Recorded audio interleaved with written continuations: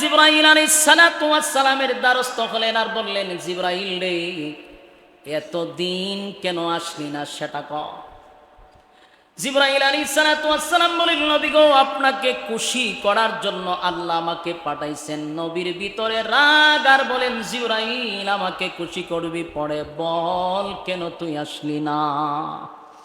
জিবরাইল তুই না আসার কারণে গোটা মক্কা নগরীর মানুষ আমার বিরুদ্ধে লেগে গেল, মানুষ আমার বিরুদ্ধে সমালোচনা করার সুযোগ পাইল। কেন রে আমারে কান্দাইলি? 15টা দিন আমি কানলাম, 15 দিন পর্যন্ত জিবরাইল তোরা আসলি না। জিবরাইল আলাইহিস সালাতু ওয়াস সালাম বলেন, নবী গো, আমি আসতে চাই কিন্তু আমার মালিক আমারে আসতে দেয় না।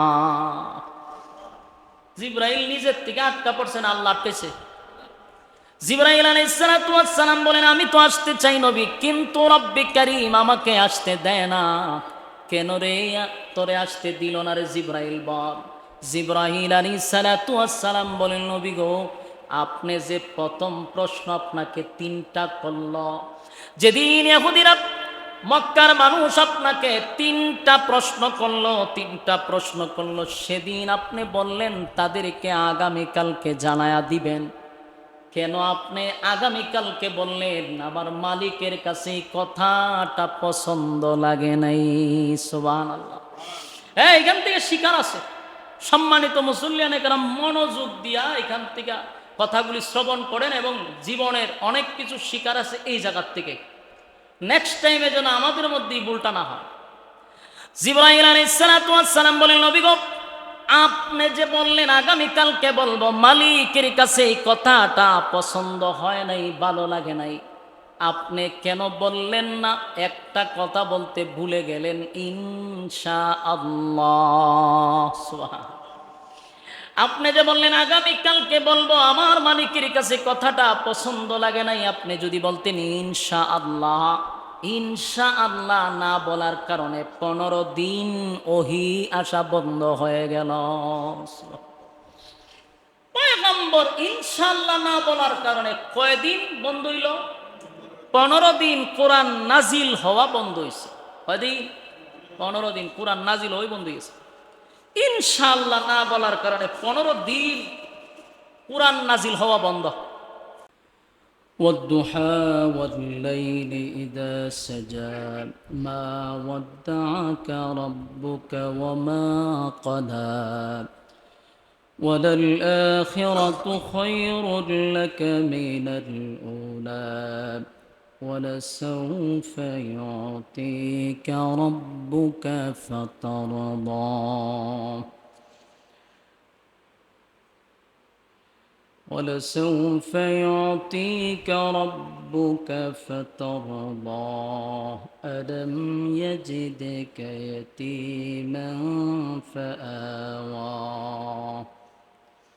ولسوف يعطيك ربك فترضى ألم يجدك يتيما فآوى ووجدك ضالا فهدى ووجدك عائلا فأغنى فأما اليتيم فلا تقهر وأما السائل فلا تنهر وأما بنعمة ربك فحدث صدق الله العظيم. درود الشريف بري اللهم صل على محمد وعلى آل محمد كما صليت على إبراهيم وعلى آل إبراهيم إنك حميد مجيد. الحمد لله. আল্লাহ পাকের অসংখ্য অগণিত শুকরিয়া, যিনি আমাদেরকে দুনিয়ার সমস্ত ব্যস্ততার থেকে, দুনিয়ার বিভিন্ন ঝামেলার থেকে মুক্ত করে আল্লাহ রাব্বুল আলামিনের হুকুম পালন করার উদ্দেশ্যে মদিনাতুল উলুম জামে আশরাফিয়ায় আসার এবং বসার, সুস্থ অবস্থায় বসার সুযোগ করে দিয়েছেন। এই জন্য রব্বে কারীমের দরবারে সর্বপ্রথম শুকরিয়া আদায় করছি, আলহামদুলিল্লাহ। লক্ষ কোটি দুরুদ এবং সালাম আল্লাহর সৃষ্টির প্রধান আকর্ষণ জনাবে মুহাম্মদুর রাসূলুল্লাহ সাল্লাল্লাহু আলাইহি ওয়াসাল্লামের উপর। সম্মানিত শাহজাহানপুর গ্রামবাসী, আমাদের এই মদিনাতুল উলুম জামিয়া আশরাফিয়ায় আজকের তৃতীয় জুমা। আলহামদুলিল্লাহ, আজকে জুমার নামাজ পড়ার জন্য রাজশাহী থেকে এখানে উপস্থিত হয়েছেন। এখানে কুমিল্লা 14 গ্রাম থেকেও আসছেন, ঢাকা নারায়ণগঞ্জ থেকে আসছেন, নরসিংদীর থেকে আসছেন, হবিগঞ্জ নবীগঞ্জ থেকে আসছেন, বিভিন্ন জেলার থেকে আপনাদের এখানে উপস্থিত হয়েছে। আলহামদুলিল্লাহ, এটা আমাদের শাহজাহানপুরবাসীর জন্য একটা সৌভাগ্য যে 64 জেলার মানুষ আজকে আমাদের শাহজাহানপুর গ্রামে আসতেছে। আল্লাহ তাআলার দরবারে শুকরিয়া আদায় করছি আবার আলহামদুলিল্লাহ। আগে আমি ঢাকাতে ছিলাম, ওইখানে 64 জেলার মানুষ যাইত এবং আমি যে মসজিদে জুমা পড়াইতাম সেখানেও দূর দূরান্ত থেকে মানুষ আসতো। তো সিদ্ধান্ত নিলাম, আমি যদি এলাকায় থাকি তো মানুষগুলো যদি এলাকায় আসে, মাদ্রাসাটা তারা নিজ চোখে দেখে গেল এবং আমাদের এলাকায় আসলো, এলাকাটা দেখলো, এটা আমাদের জন্য এক নিয়ামত। আল্লাহ তাআলা আমাদের এই নিয়ামতকে পরিপূর্ণভাবে শুকর আদায় করার তৌফিক দান করুক, আমিন। জুমার দিন, অল্প সময়, এরপর আপনাদের সামনে যিনি এতক্ষণ গুরুত্বপূর্ণ আলোচনা করেছেন, কোরআন এবং সুন্নাহ মোতাবেক আলোচনা করেছেন, আমার অত্যন্ত ঘনিষ্ঠ এবং বন্ধুবর হজরত মাওলানা মুফতি কাউসার আহমদ হাসানি সাহেব দামাত বরকাতুহুম। উনিও আলোচক, বাংলাদেশের 64 জেলায় উনিও বয়ান করে থাকেন। তো ওনাকে আমি নিজেই ইনভাইট করে এখানে আনছি যে আপনি প্রত্যেক জুমায় চেষ্টা করবেন এখানে কিছু কথা জাতির উদ্দেশ্যে বলার। আল্লাহ তাআলা যেন এই কথাগুলির উপরে বলনেওয়ালা শুননেওয়ালা উভয়কে সহি আমল করার তৌফিক দান করে, আমিন। আমি আপনাদের সামনে সূরা দুহা তেলাওয়াত করছি। ধারাবাহিকভাবে প্রত্যেক জুমায় এক একটা সূরা থেকে আমরা আলোচনা করে থাকবো ইনশাআল্লাহ, এবং তাফসীরের হাইসিয়তে যেন কথাগুলি আমরা শ্রবণ করতে পারি, কোনো বানাওয়াট বিচ্ছা কাহিনী যেন আমরা না শুনি, এই দিক চিন্তা করে প্রত্যেক জুমার দিন আমরা কোরআন সুন্নাহ অনুযায়ী আলোচনা করার চেষ্টা করব।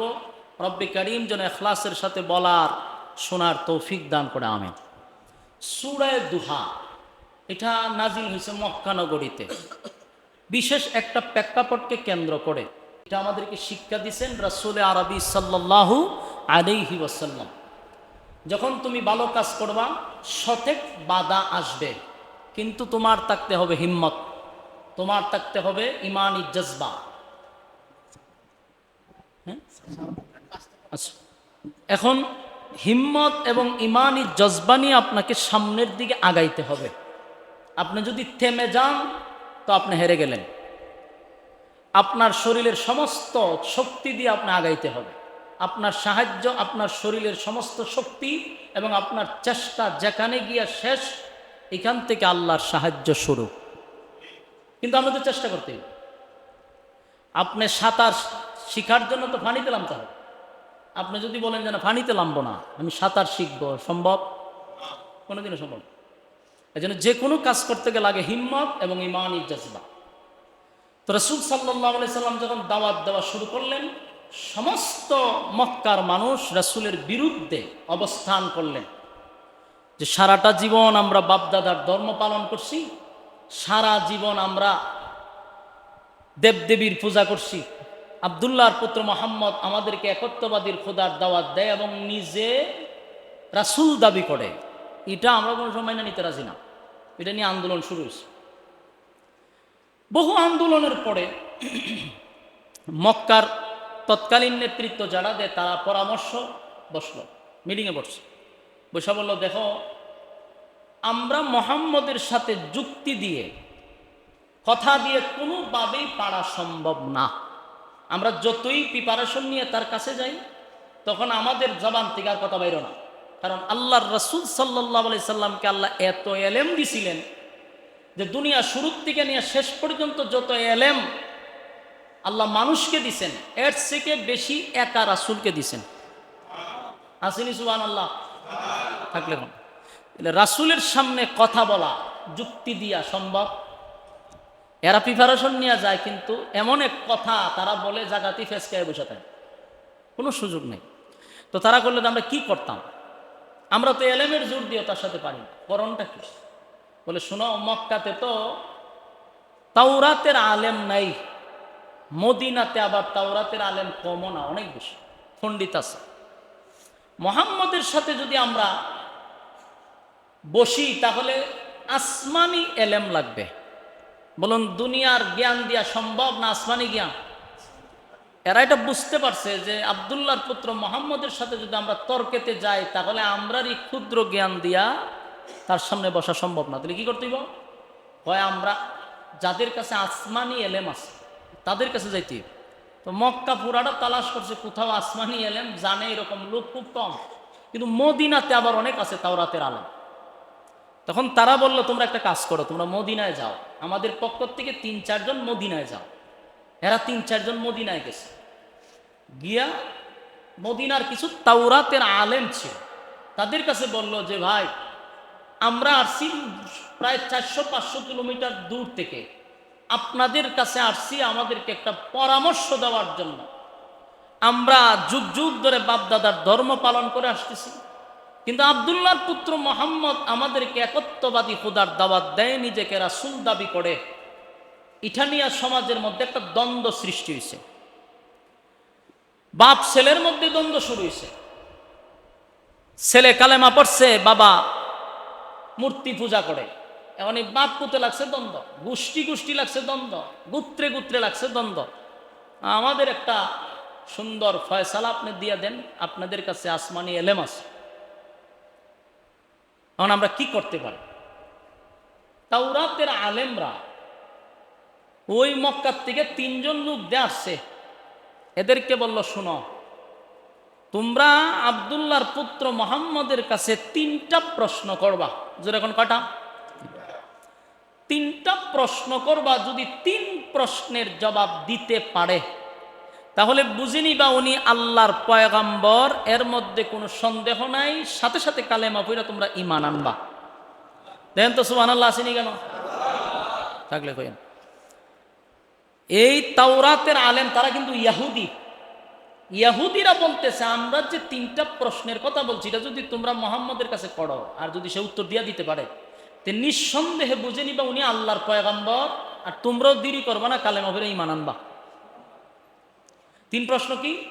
প্রথম প্রশ্ন, তোমরা জিজ্ঞাসা করবা যে রূহ সম্পর্কে।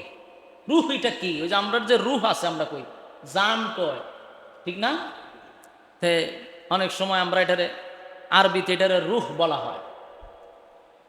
তোমরা রূহ সম্পর্কে ওনাকে প্রশ্ন করবা। 2 নম্বর প্রশ্ন হইল,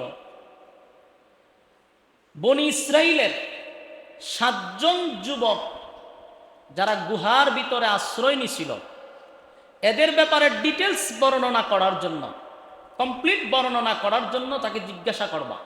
3 নম্বর, গোটা পৃথিবী রাজত্ব করছে একজন বাদশাহ, যে গোটা পৃথিবীটা সে ভ্রমণ করছে। সুবহানাল্লাহ। গোটা পৃথিবী ভ্রমণ করছে, বাংলাদেশ হয়ে গেছে। মানে যেখানে সূর্য উঠে এখানেও গেছে, যেখানে সূর্য অস্ত যায় এখানেও গেছে। এক কথা, আল্লাহর জমিনের এরিয়া কোথাও বাকি রাখছে না, উনি সব জায়গায় সরজমিনে উপস্থিত ছিলেন। এবং উনি একটা ঘোড়া ছিল ওনার, এই ঘোড়াটার এত গতি ছিল যে গোটা পৃথিবী উনি ঘোড়া দিয়া, এটা মজেজারে ঘোড়া ছিল, এটা দিয়ে উনি ভ্রমণ করতেন। এই বাদশার নাম বলার জন্য, এই বাদশার কিছু ডিটেলস বর্ণনা করার জন্য। প্রশ্ন হইল কয়টা? 3 প্রশ্নের জবাব ওই ব্যক্তি দিতে পারবে যে ব্যক্তি আল্লাহর পয়গম্বর, যাকে আল্লাহ পাঠাইছেন মানুষের কাছে হেদায়েতের বাণী শোনানোর জন্য। উনি ব্যতীত, পয়গম্বর ব্যতীত 3 প্রশ্নের জবাব দেওয়ার মতো ক্ষমতা পৃথিবীর কারণেই। সুবহানাল্লাহ। কি কইল যে 3 প্রশ্নের জবাব দিলে তোমরা কি করো? কালেমা পড়া নিও, বুঝছো যে উনি পয়গম্বর। এই মক্কার থেকে 3 জন লোক যার ছিল, এরা আবার মক্কায় গেছে, গিয়া ওই মক্কার কিছু পণ্ডিত, তৎকালীন সময়ে যারা রাজত্ব করত এবং নেতৃত্ব দিত, এদের কাছে বৈঠকে বৈশা বলল, শোনো, আমরা পণ্ডিতদের কাছে গেছিলাম, তাওরাতদের আলেমের কাছে। তাওরাতের আলেমদের বক্তব্য হলো, 3টা প্রশ্ন আমরা আব্দুল্লাহর পুত্র মুহাম্মদকে করার জন্য, 3 প্রশ্নের জবাব যদি উনি দিতে পারে, আমরা যেন বুঝে নেই উনি আল্লাহর পয়গম্বর, সাথে সাথে যেন আমরা কালেমা পড়ি। তো এই 3 প্রশ্নের জবাব পৃথিবীর কেউ দিতে পারবে না যদি না হয় সে আল্লাহর পয়গম্বর না হয়। আচ্ছা, এখন মক্কার বড় বড় পণ্ডিতরা সবাই মিল্লা একটা দল রাসূলের কাছে গেছে। রাসূল আরবি সাল্লাল্লাহু আলাইহি সাল্লামের কাছে গিয়া তারা বলল যে, মুহাম্মদ, আমরা আসছি তোমার কাছে একটা বিষয় জানার জন্য। তুমি তো আমাদেরই ভাতিজা, তুমি তো আমাদেরই গোত্রের। খুব মিষ্টি কথা, একটা কথা সবসময় স্মরণ রাখবেন, দুষ্ট লোকের কথা হয় বড় মিষ্টি। কথা কই না দি? এরার মুখের মধ্যে যেমন বোঝা যায় মধু লাগিয়া বেরিতেছে, এত মধু এরার কথার মধ্যে, বুঝবেন এটা 1 নম্বরের খারা শয়তান, এর মধ্যে কোনো সন্দেহ নাই।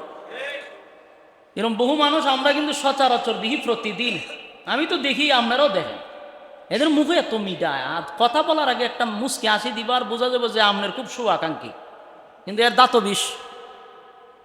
এরকম দুষ্ট লোকের কথাগুলি খুব মিষ্টি হয়, সাবধান, এদের মিষ্টি কথায় আপনি যদি পইরা যান তাহলে কিন্তু জীবন বরবাদ করে ফেলাইব। আমার কথা কি বুঝতেছে?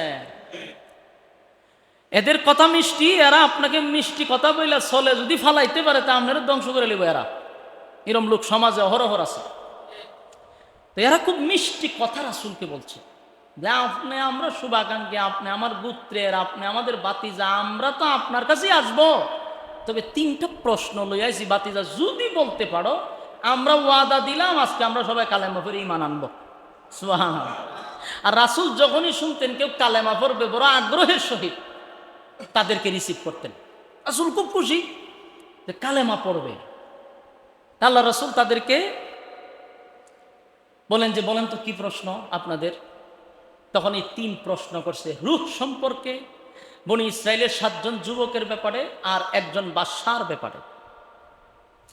রাসূল তাদের এই প্রশ্ন শোনার পরে বললেন, ঠিক আছে, আমি তোমাদেরকে এই প্রশ্নের জবাবগুলা আগামীকালকেই শোনায় দিব।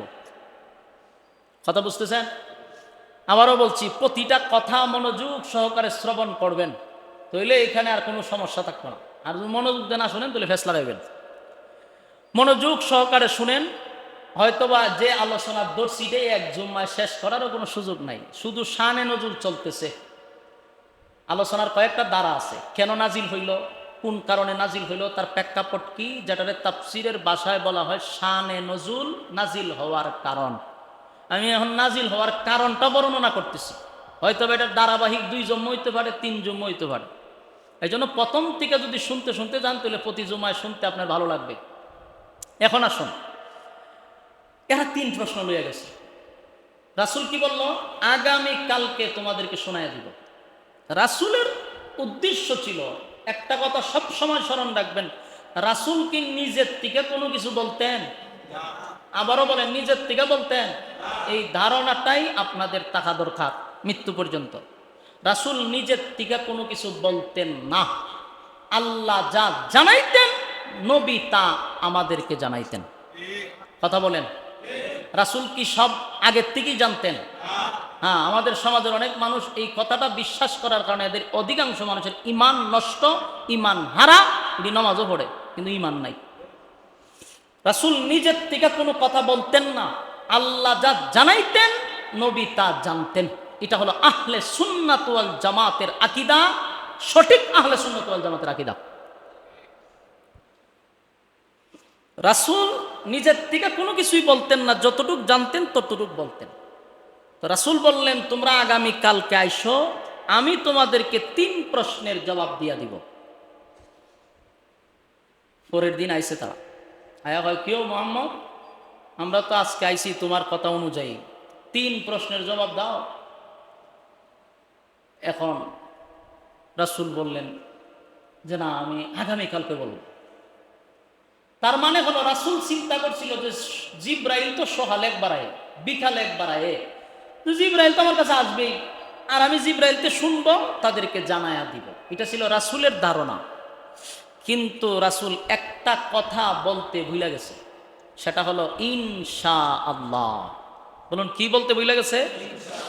ইনশাআল্লাহ বলতে ভুলে গেছে। পরের দিন আবার লোক আসছে, পরের দিনও জিব্রাইল আসে নাই। রাসূল বলেন যে আমি আবার আগামীকালকে জানাবো, আজকে ইনশাআল্লাহ কইছে না। 3 দিন গেল, 3 দিন ইনশাআল্লাহ নাই। চতুর্থ দিনে আসলো, আবারও বললেন আগামীকালকে জানাবো, এদিনে ইনশাআল্লাহ নাই।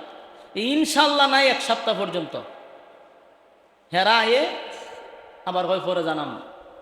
এখন আপনারই কন্ত দেখি, আমি আপনার গ্রামের সন্তান, আচ্ছা আমি তো আর এখানের বহিরাগত লোক না, এবং এখানকার বেতনভুক্ত কোনো ইমাম এবং খতিব না আপনাদের এলাকা। এরপরও যেহেতু আমি এখানে নামাজ পড়াইছি, আমার অনেক পিছনে যারা নামাজ পড়ছেন, একজন মুসল্লি যদি আমার একটা প্রশ্ন করে, বলে হুজুর মাসআলাটা আমি একটু জানতে চাই, অথবা আমার নাম ধরি বলতে পারেন যেহেতু গ্রামের, বলে কয়ও এই একটা প্রশ্ন, এটা একটু আমার জানাই দিচ্ছেন, অথবা মাসলাটা বলেছেন, অথবা আমি এটা বলতে পারি যে আচ্ছা এটা আমার স্মরণ নাই, আমি আপনাকে কালকে জানাইতেছি, হয়তো রাত্রে আমি কিতাব দেখে আপনারা কালকে জানাবো। কারণ কালকায়া যদি আমার কোন বলে কেউ পাইছো নি, বলে না আমি তো আপনারা কালকে জানাবো।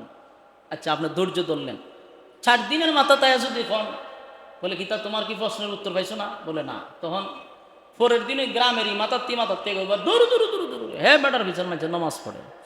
3 দিন গেছে একটা প্রশ্নের উত্তরই দিতে পারে না, হ্যাঁ কে মৌলবী কইব নি, কথা হয় না দেখি ফাললে আমার 14 গোষ্ঠী উদ্ধার করবে, তবে এ কোনো আলেমের খাতারই পড়ে না। 3 দিন গেছলাম এ উত্তরই দিতে পারে না, এই যে একটা সমালোচনা শুরু হয়ে যাবে। কিন্তু রাসূলের ক্ষেত্র ব্যতিক্রম হয়েছে না, আল্লাহর পয়গম্বর, ওনার ক্ষেত্র ব্যতিক্রম নাই। সমাজের যত মানুষ আছে, গ্রামে গঞ্জে শহরে বন্দরে ছড়ায়া ছিটায়া পড়ছে, কয়ও কি এর উনি নবী আর রাসূল, 7 দিন ধরে যাইতেছি 3টা প্রশ্নের উত্তরই দিতে পারছে না, উনি কোনো আল্লাহর পয়গম্বর না, হুদাও দিয়ে উনি সমাজের মধ্যে একটা বিভ্রান্ত সৃষ্টি করতেছে, দল গঠন করতেছে। এই শুরু হয়ে গেল সমালোচনা। কারণ এদেরকে ইহুদিরা বলছে কি, এই 3 প্রশ্নের জবাব সেই দিতে পারবে যে আল্লাহর পাঠানো পয়গম্বর। সুবহান। মানে এরার ভিত্তি করে দেখছ 7 দিন গেলাম, উনি তো 3 প্রশ্নের জবাব দিতে পারে না, এখন কি করা যায়, শুরু করছে সমালোচনা। 7 দিন গেল, 15 দিন গেছে না, এখনো রাসূলের কাছে আসলে রাসূল বলে আগামীকালকে। গ্রামের মধ্যে একটা সমালোচনা শুরু হইল, চতুর্দিক দিয়া সমালোচনা, শেষে সমালোচনাই শেষ না, এখন আক্রমণ কইরা কথা বলা শুরু করছে, যেটা আমাদের সমাজও হয়ে থাকে, না পারলে শেষে গালি দিয়া কথা কয়, গাইল করার জন্য। শেষে করলো কি, তারা বলা বলি করতে লাগলো, আগে যে মুহাম্মাদের কাছে একটা লোক আইতো, এখন আর আয় না। এটা তো কইছে লোকেরা, রাসূলের আপন চাচি উম্মে জামিল, ওই আবু লাহাবের বউ উম্মে জামিল, এই মহিলা রাসূলের আপন চাচি। এই মহিলা মানুষের কাছে গিয়া কয়, একদিন রাসূল দেখে সেটা কেউ মোহাম্মদ তোমার কাছে যে একটা শয়তান আইতো, এটা এখন আয় না, আপনারা কি নাউজুবিল্লাহ আসেনি? ঠিক এইভাবে বলছে কিতাবে যেভাবে আছে এইভাবে বললাম, তোমার কাছে যে একটা শয়তান আইতো, এটা ওনার আয় না মনে, কতটুক আঘাত লাগায় কথাটা বলছে। এক জিবরাইল আলাইহিস সালাতু ওয়াস সালামকে শয়তান বলছে, নাউজুবিল্লাহ। তখন বলতেছে যে তোমার আল্লাহ কি তোমার ভুলে গেছে না, এখন তোমার আর স্মরণ নাই, তোমার আল্লাহ এখন আর লোক পাঠায় না, বিভিন্ন মন্তব্য। রাসূলও চিন্তা করে গেছে, কান্না শুরু করছে, আল্লাহর রাসূল নিজেই কান্না শুরু করছে, এবং বারবার আসমানের দিকে তাকায় আর কয় আল্লাহ আমি কি অপরাধ করলাম, আমি যে আমার ভুলে গেলেন না, কান্দে। রাসূল কান্না শুরু করছে। কিতাবে লেখছেন রাসূল সাল্লাল্লাহু আলাইহি ওয়াসাল্লাম আসমানের দিকে তাকাইয়া উনি প্রতিদিন চোখের পানি ছেড়ে দিয়া কাঁদতেন আর বলতেন, আল্লাহ আমি আপনার কাছে কোনো অপরাধ করে থাকলে জানান, আল্লাহ কেন আপনি জিব্রাইলকে পাঠাচ্ছেন না, গ্রামে গঞ্জে শহরে বন্দরে সব জায়গায় শুধু আমাকে নিয়ে সমালোচনা শুরু করে দিয়েছে, আল্লাহ আমাকে আক্রমণ করে কথা বলতে লাগলো, কেন জিব্রাইলকে আপনি পাঠাচ্ছেন না, জিব্রাইল কেন আসতেছে না। আল্লাহর পয়গম্বর নিজেই কান্না শুরু করছে, কান্দে আর বলে, মালিক আমার কাছে জিব্রাইল কেন পাঠান না, জিব্রাইল কেন আসে না। প্রতিদিন পয়গম্বর আসমানের দিকে তাকাইতেন আর কাঁদতেন। এমনকি রাসূল সাল্লাল্লাহু আলাইহি ওয়াসাল্লাম দূর চিন্তায় পড়ে গেলেন। ঠিক এমন সময় রাসূল সাল্লাল্লাহু আলাইহি ওয়াসাল্লাম তাকায়া দেখলেন, হঠাৎ করে দেখলেন জিবরাইল আলাইহিস সালাতু ওয়াস সালাম আসমান থেকে নামতেছে। রাসূল যখন কান্না শুরু করছে, চোখের পানি যখন ছাড়া শুরু করছে, হঠাৎ করে সাইয়েদে জিবরাইল আসমান থেকে নামতেছে। এখানে অনেকগুলো বর্ণনা আছে। এখানে সর্বপ্রথম একটা বিষয় হলো 15 দিন পরে অনেক বর্ণনায় আছে সূরা কাহাফ নাজিল হয়েছে। আবার রাসূল সাল্লাল্লাহু আলাইহি সাল্লামকে খুশি করার জন্য সূরা দুহা নাজিল করছে। কথা কি বুঝতেছেন? তো সব বিষয় তার পাবলিক পেজে ওয়াজ কইরা আপনারা বোঝানিও সম্ভব না, যতটুকু বুঝেন ততটুকুই বলতেছে। রাসূল সাল্লাল্লাহু আলাইহি সাল্লাম যখন কান্নাকাটি শুরু করছে, তখন হঠাৎ করে 15 দিন পরে তাকায়া দেখে জিবরাইল নামতেছে। নবীর ক্ষেত্রে যদি ইনশাআল্লাহ না বলার কারণে 15 দিন ওহী বন্ধ হয়ে যায়, তা আমরা যে অনেক সময় কই বাজারও যাইতেছি, বাজার করে নিয়ে আইতেছি, আমি ইনশাআল্লাহ কি কয়, অনেক মানুষের জিজ্ঞেলে কই যান, কয় ঢাকা যাইতেছি, আগামীকালকে আমি এই কাজটা করব, আগামীকালকে আমি বিয়ে করব, আগামীকালকে আমি ব্যবসায় শরীক হব। এই যে কথাগুলি আমরা বলি, প্রতিটা কথায় বলতে হবে আগামীকালকে ঢাকা যাব ইনশাআল্লাহ। কতক্ষণ প্রতি কথায় কি লাগাবো? ইনশাআল্লাহ। আমি আগামীকালকে ব্যবসা শুরু করব ইনশাআল্লাহ, আমি বিবাহ করব ইনশাআল্লাহ, বাজার করব ইনশাআল্লাহ, গুরু কিনবো ইনশাআল্লাহ। কতক্ষণ না দিক না গুরু চুরিওর পর ইনশাআল্লাহ। এক বেচারা বলে বাজারও যায়, একজনে কই যাইতেছেন, বাজারও যাইতেছি, গুরু কিনব। কত গুরু কিনবেন যে ইনশাল্লাহ, কম আমার দ্বারা টেকা আছে, বাজারও গুরু আছে, মাঝখানে ইনশাল্লাহ কি দরকার? কথা ঠিক না? এর যুক্তি, টেকা আমার কাছে, গুরু আছে বাজারও, মাঝখানে ইনশাল্লাহ কি দরকার? এবার নসিহত করছে, হয়ে গেছে বাজার, বাজারও গেছে পড়ে। যখন বাজারের ভিড়ের ভিতরে ঢুকছে, মাশাল্লাহ একজন আয়া কেসি দিয়ে একেবারে সুন্দর করে, পকেট তো টেকা তো নিচে, পকেট কেটে লয়ে গেছে। এখন বেচারা গুরু টুরু কিনা ফকট হাত দিছে, দিয়া দেখে আত আর ফকট না, হাত নিচে যায়, ফকট না থাকলে হাত কই যাব, নিচের দিকে যায়। ওহন হে কয় ঘটনা কিরি, টেকা গেল তো, ওখানে এই দিছে, তো ভাই টেকা তো দিতাম ইনশাল্লাহ, আমার তো টেকা গেছে ইনশাল্লাহ, গুরুটা কিনলাম হইলে ইনশাল্লাহ, কিন্তু টেকা তো চুরি হয়ে গেছে ইনশাল্লাহ, আমি বাড়িতে যেতেছি ইনশাল্লাহ, এরপর আমি দেখার সিদ্ধান্ত নিতেছি ইনশাল্লাহ। এখন এর ইনশাল্লাহ শুরু হয়ে গেছে। এখন রাস্তা দিয়া যায় আর ইনশাল্লাহ ওই লোকে পাইছে, ভাই গীতা ভাই সাহেব গুরু কিনছুন না, কই ইনশাল্লাহ আমার গুরু কিনার জন্য গেছিলাম ইনশাল্লাহ, কিন্তু ফকটে হাত দিয়ে টেকা না ইনশাল্লাহ, শুরু হয়ে গেছে ইনশাল্লাহ। বলুন তো ইয়ান ইনশাল্লাহ কি আগে বলার দরকার ছিল না পরে? আগে বলার দরকার ছিল। এই জন্য প্রতিটা কথায় আমরা ইনশাল্লাহ শব্দ ব্যবহার করব যে কোনো কাজে। তো রাসূল সাল্লাল্লাহু আলাইহি সাল্লাম ইনশাল্লাহ না বলার কারণে সমস্ত নবীকুলের সম্রাট নবী মুহাম্মদুর রাসূলুল্লাহ সাল্লাল্লাহু আলাইহি সাল্লাম, উনি ইনশাল্লাহ না বলার কারণে ওহী বন্ধ হয়ে গেল টানা 15 দিন। এখান থেকে উম্মতের শিক্ষার জন্য আল্লাহ ব্যবস্থা করছে। এখন আসুন মূল আলোচনা হয়তো আগামী শুক্রবারই করতেইব, কারণ 25 বাজছে, এখন আর শানে নজরুল শেষ হয়েছে না। এই জন্য লম্বা আলোচনা, এগুলো প্রতি জুমা একটু একটু করে করে করে করে আমরা বিস্তারিত শুনবো, তাহলে মজা পাবেন। এখন আসুন শেষ কথাটা বলি, ইনশাআল্লাহ যে রাসূল ভুল লাগে না, দেখি রাসূল ভুলছে না আল্লাহ ভুলাইছে। দেখেন আমাদের আকীদা কত স্পষ্ট এবং কত সুন্দর, কিন্তু মাঝখান দিয়ে অনেকে বাম হাত ঢুকাই আমরা আকীদাটার লড়াই ছড়াইয়া জাতির কাছে বিভ্রান্ত করতে চায়। আমি যেহেতু এখানে জন্ম পড়ে আমার আকীদা আপনারা বুঝতে পারবেন। আমাদের আকীদা কিন্তু একদম স্পষ্ট। আমাদের আকীদা হলো রাসূল ভুলেন নাই, রাসূলকে ভুলাইয়া দিছে। কথা কোন? এই আকীদা কি স্পষ্ট কিনা? না স্পষ্ট? স্পষ্ট। রাসূল ভুলে নাই, রাসূলকে ভুলাইয়া দিছে। তো ভুলাই দিলেন কেন? উম্মতকে শিখানোর জন্য। আচ্ছা, আর একটা বিষয়, আমরা যে নামাজ পড়ি অনেক সময় ভুল হইলে আমরা সিজদা দেই না, প্রথম সালাম ফিরে আবার একটা সেজদা যায়, এইটা হইল কেমনে? এটা আমরা শিখলাম করতে গিয়ে বলেন। রাসূল যদি এই ভুলটা না করতেন তাহলে আমরা শিখলাম হইলে করতে গিয়ে। কথা বলেন। একবার রাসূল সাল্লাল্লাহু আলাইহি সাল্লাম যুদ্ধের থেকে আসলেন সাহাবায়ে কেরামদেরকে নিয়ে, তো অনেক সাহাবীরা ক্লান্ত, কেউ আর সাহস পায় না হুজুরে কইতে, হুজুর আমরা তো ক্লান্ত, একটু বিশ্রাম নেই। তো বিলাল রে দুতায়, তোমার সাথে হুজুরের সম্পর্ক বাবা, একটু কোনা যে আমরা একটু বিশ্রাম নিই। বিলাল না, আমার দ্বারা সম্ভব না। আলী রাদিয়াল্লাহু তাআলা বলো, উনি জামাই, দুই কথা কইতে পারবো। তখন ও বলে আলীরে ধরলো যে আপনি তো জামাই শ্বশুর, আপনি কই পারবেন, আমরা এই সাহস নাই। তা আলীরে ধরলো, তখন কে বলে যে হুজুর যে গুরুডি তো অনেক কি উটগুলা গুড়াগুলো তো অনেক ক্লান্ত হয়ে গেছে, এখানে গাছ টাছ আসেন যদি একটু সুযোগ হইতো, মানে ঘুমাইব যে বিশ্রাম নিবি হতা হয় না, ওই গুড়ার উপরে দোষ দিছে, উডের উপরে দোষ দিছে, হ্যাকমত খাটাইছে যে এখানে অনেক গাছ আছে, আপনি চাইলে এখানে গাছ একটু খাইলে আমরা একটু একটু বিশ্রাম নিতাম। রাসূলকে আমি বুঝতে পারছি তোমরা অনেক ক্লান্ত, ঠিক আছে গুড়াগুলি এখানে বাইতে দাও, গাছটা তোমরা একটু ঘুমাও।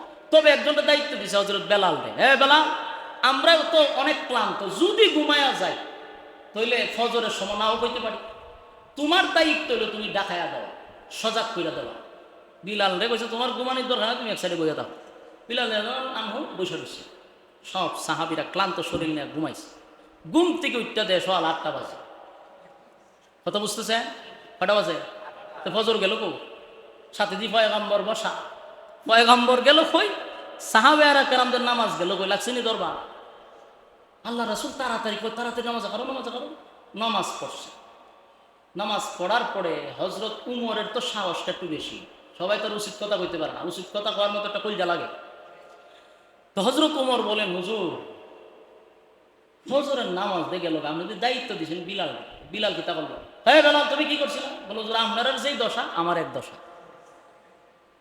তখন হযরত উমর বলেন যে হুজুর মানলাম বেলাল ঘুমায় গেছে, আমরাও ঘুমায় গেলাম, আপনি না পয়গম্বর, তা আপনার তো উচিত হলো, আপনার তো চোখ ঘুমায় অন্তর ঘুমায় না। বলুন নবীদের কি ঘুমায়? চোখ ঘুমায় কিন্তু অন্তর ঘুমায় না। এই জন্য নবীরা স্বপ্নে যা দেখে এটা ওহী, আল্লাহর পাঠানো। আমরা যারা স্বপ্নে দিই এটা কি ওহী নি? রাসূল অন্তর ঘুমায় না, চক্ষু ঘুমায়। তা আপনি যে ঘুমাই রইলেন, আপনার কি অন্তর শুদ্ধ ঘুমাই গেছে না? রাসূল হ কথা তো এটা ঠিক, আমি তো এমনি চোখ ঘুমায়, আমার অন্তর ঘুমায় না, আজকে তো আমার অন্তরও ঘুমাই গেল, ঘটনাটা কি? ওমর হয়তো মাইনা নিলাম আপনার অন্তরও ঘুমাইছে। জিব্রাইলও কি ঘুমায়? জিব্রাইলও তাই আপনারা ডেকে দিতে পারে, তো ওইটার তো কথা সত্য। জিব্রাইল আইলো না কেরে? এমনি জিব্রাইল হাজির, সুবহানাল্লাহ। জিব্রাইল কি হাজির? জিব্রাইল আইসা বলেন হুজুর দোষাদোষি করে কোনো লাভ নাই, আমি আইতাম চাইছিলাম কিন্তু আল্লাহ আমারে না করছে, আইস না। এই ঘটনাটা আল্লাহই ঘটাইছে। কেন ঘটাইছে? যদি আপনার ফজরের নামাজ না ছুটতো, কিয়ামত পর্যন্ত কোন উম্মত ফজরের নামাজ ছাড়তে পারলো নইলে। আমার কথা কি বুঝতেছেন আপনারা? যদি রাসূলের ফজরের নামাজ আল্লাহ না ছুড়াইয়া দিত, আমরার যদি কোনোভাবে ফজর নামাজ ছুটতো, তাহলে গুনাহগার হইতাম, কিয়ামত পর্যন্ত গুনাহগার অবস্থা থাকতাম, গুনার বোঝা লইয়া মাথা তো হাসরের মাঠে উঠতাম। এই জন্য বলেন যে মানুষ তো ক্লান্ত হইতে পারে, অনেক সময় ঘুমে ধরতে পারে, ঘুমতে না উঠতে পারে, কিন্তু আপনি যদি একদিন না ছাড়েন তাহলে এরা জীবনে ছাড়তে পারতেন। এই জন্য এই ঘটনাটা আল্লাহ ঘটাইছেন, অন্তরও ঘুম পাড়াইয়া দিয়েছেন সেদিন। ওই যে দ্বিতীয়বার নামাজ পড়ছেন, এটার হয় খাজা নামাজ। বলেন কি নামাজ? যদি আপনার অ্যাক্সিডেন্ট হয়ে যায় ফজরের নামাজের ক্ষেত্রে, দ্বিতীয়বার আপনি নামাজ পড়তে পারবেন। এই সিস্টেমটা নবীর অন্তর ঘুম পাড়াইয়া আল্লাহ চালু করে দিচ্ছে। এই জন্য মাঝে মধ্যে নবীদেরকে ভুল আল্লাহ করাইতেন, নবীর ইচ্ছা করে ভুল করতেন না। আল্লাহ করাইতেন কেন? উম্মতকে শিখানোর জন্য। বলুন আল্লাহ ভুল করাইতেন কেন? উম্মতকে শিখানোর জন্য। নামাজে আমরা সালাম ফিরায় সজদা দেই ভুল করার কারণে, এই ভুলটা নবীরে দিয়ে আল্লাহ করাইছেন উম্মতকে শিখানোর জন্য। নবীরা ইচ্ছাকৃত ভুল করেন না, আল্লাহ ভুল করাইছে কেন? শিখানোর জন্য। কথা কি ক্লিয়ার? আল্লাহ আজকে এখান পর্যন্ত তা ইয়াদ রাখবেন, আগামী জুমায় এখান থেকে শুরু হবে ইনশাআল্লাহ। সূরা দুহা কিন্তু রয়ে গেছে, শানে নজুলে আসি, এখনো তার সরল তরজমা তো যায় নাই, ব্যাখ্যা তো যায় নাই। ইনশাআল্লাহ আমরা শানে নজুলে আসি, আগামী জুমার থেকে এখান থেকে শুরু হবে। একটু আগে আগে যদি আসেন তাহলে কথাগুলি শুনতে পারবেন। আমরা যারা সুন্নত পড়ি নাই 4 রাকাত সুন্নত পড়ে নিব ইনশাআল্লাহ। আসসালামু আলাইকুম।